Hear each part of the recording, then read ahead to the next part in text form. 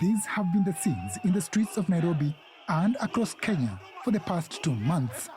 Young people leading demonstrations to call for good governance.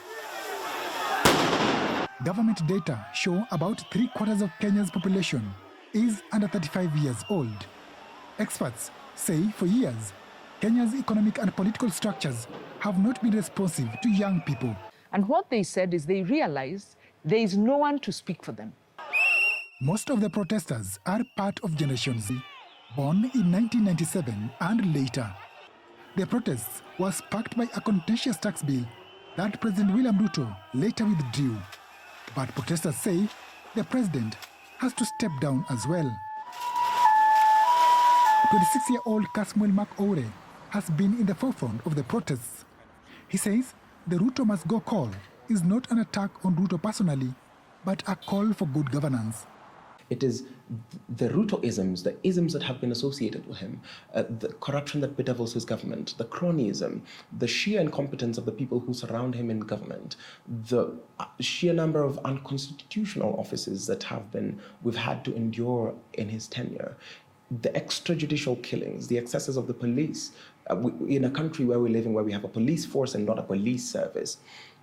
Ruto must go is a clarion call to a better Kenya. Ruto dissolved his cabinet on July 11 and reconstituted it to include members of the main opposition party.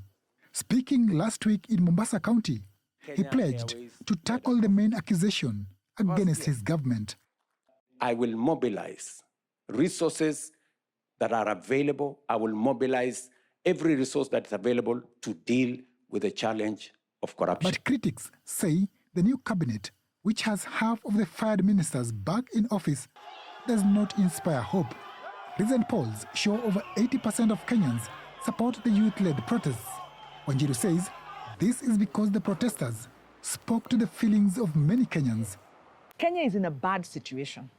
Our political leaders do not reflect our aspirations.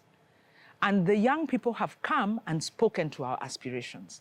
So really what we are seeing by these shop owners and business owners and parents who are supporting their young people is these young people have captured our aspiration. Analysts say to bring about real change, the youth-led movement has to organize politically and collaborate with other progressive political groups. Protester Leon Mushiri agrees.